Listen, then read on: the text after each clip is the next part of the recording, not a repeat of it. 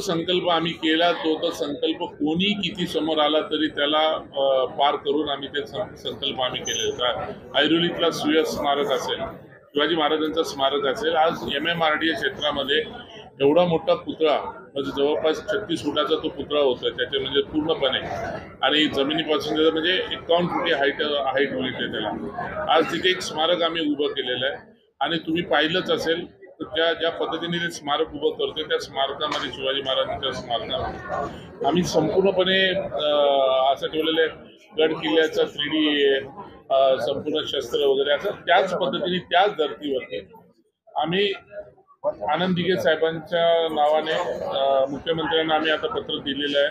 पत्र देणार आहोत की एक 500 मीटर नाही तर 1000 मीटरची जागा वाशीमध्ये, अन्यथा कोपरखेरणामध्ये, अन्यथा घनसोलीमध्ये, अन्यथा ऐरोलीमध्ये कुठे सिडकोची जागा अवेलेबल असेल त्या ठिकाणी आम्हाला ती जागा अवेलेबल उपलब्ध करून द्यावी आणि त्या ठिकाणी नगरपालिकेच्या माध्यमातून आनंद दिघे साहेबांचं स्मारक, नगरपालिकेच्या माध्यमातून नाही, नगरपालिका सिडको या दोघांच्या माध्यमातून, दोघांपैकी कुठल्या याच्या माध्यमातून दिघे साहेबांचं स्मारक त्या ठिकाणी उभं करायचं मोठा आमचा असा संकल्प आहे. आणि त्या स्मारकामध्ये मोठे हॉल्स असतील, स्थानिक दिघे साहेबांचा जो काय आतापर्यंतचा प्रवास असेल तो प्रवासाची त्या ठिकाणी संपूर्ण माहिती असेल आणि साहेबांचा त्या ठिकाणी साहेबांचा स्वतः दिघे साहेबांच्या त्या स्मारकामध्ये मोठा उभा पुतळा असेल अशा पद्धतीने आम्ही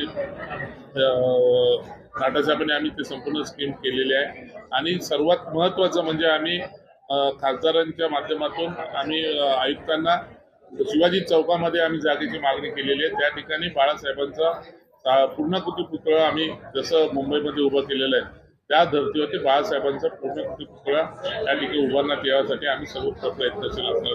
आणि एनी कॉस्ट याला आता तुम्ही लोकांनी विचारलं एवढ्या दिवस का अमुक या कुठल्याही परिस्थितीमध्ये त्याची इम्प्लिमेंट या 2-3 महिन्यामध्ये होईल तुमच्या निदर्शनामध्ये.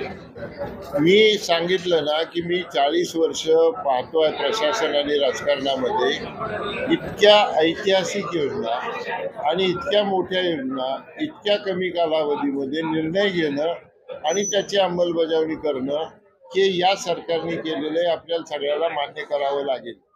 लेक लाडकी योजना याच्यामध्ये सरकारला 46,000 कोटी रुपये एका वर्षामध्ये खर्च येतोय, पण धाडसानं मुख्यमंत्री आणि त्यांच्या सहकार्यांनी हा निर्णय घेतलेला आहे. वारकरी आता पंढरपूरची आपल्याला माहिती आहे 17 जुलैला आहे. वारकऱ्यांसाठी पहिल्यांदा एकूण 1 वारकऱ्यांचा विमा उतरण्यात आला, त्यांच्या आरोग्य तपासणी करण्याचा निर्णय घेण्यात आला, प्रत्येक दिंडीला 20,000 रुपये देण्याचा निर्णय घेण्यात आला आणि पंढरपूरचं ब्युटिफिकेशन किंवा तिथल्या सोयी सुविधासाठी करोडो रुपये देण्यात आले. अशा प्रकारचे निर्णय सरकार घेते. आपले रिक्षावाले आहेत, रिक्षावाल्यासाठी साहेबांनी छोटा घटक आहे एक महामंडळ स्थापन केलं, GR काढला आणि 50 कोटी रुपये दिले.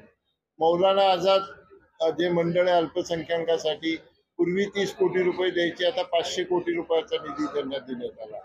शेतकऱ्यांना सौर ऊर्जा पंप ज्याला पाहिजे, जो येईल जो मागेल त्याला पंप देण्याचा निर्णय सरकारने घेतलेला आहे. शेतकऱ्यांचं जे नुकसान झालं त्याच्या पोटी आतापर्यंत 15,000 कोटी रुपये या सरकारने दिलं. महिलांना 75 वर्षाच्या पुढच्या सगळ्या लोकांना मोफत STची सुविधा आहे. महिलांना 50% सवलत आहे.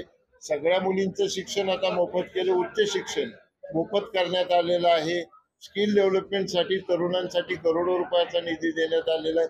या सगळ्या गोष्टी, पर्यटनाच्या गोष्टी असो, दुर्बल घटकाच्या गोष्टी असो, सामाजिक परिवर्तनाच्या गोष्टी असो, जसं आता कुठल्याही सरकारी दस्तऐवजामध्ये नाव लिहिताना तुम्हाला आपल्या आईचं नाव लिहिणं कंपल्सरी केलेलं आहे. म्हणजे हा सामाजिक निर्णय सुद्धा सरकारने घेतलेला आहे.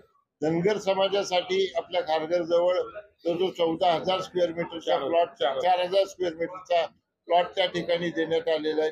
वेगवेगळे जे घटक आहेत, वेगवेगळे जे समाज आहेत, त्यांच्यासाठी पाहिजे तेवढा निधी या सरकारने उपलब्ध करून दिले. तरुण असतील, महिला असतील, वृद्ध लोक, आपण अपंगांबद्दल नेहमी चर्चा करतो, काही करत नव्हतो. अपंगांसाठी वेगळं मंत्रालय या सरकारने स्थापन केलं, त्यांना निधी दिला आणि दिघे साहेबांच्या नावाने 34,000 अपंगांना घर देण्यासाठी त्याचा निधी देखील साहेबांनी त्या ठिकाणी दिलेला. असे सामाजिक असतील आणि इतर जे घटक आहेत त्यांच्यासाठी या सरकारने 1 रुपयामध्ये विमा शेतकऱ्यांचा, हे सगळं शेतकऱ्यांच्या भरोश्यावर चालणारं सरकार आहे आपलं. 1 रुपयामध्ये शेतकऱ्यांना विमा 1 मिनिटामध्ये मिळतो. प्रत्येक शेतकऱ्याला 12,000 रुपये त्याच्या खात्यामध्ये आपोआप जमा होतात. इतके ऐतिहासिक आणि इतके मोठे निर्णय या सरकारने घेतलेले.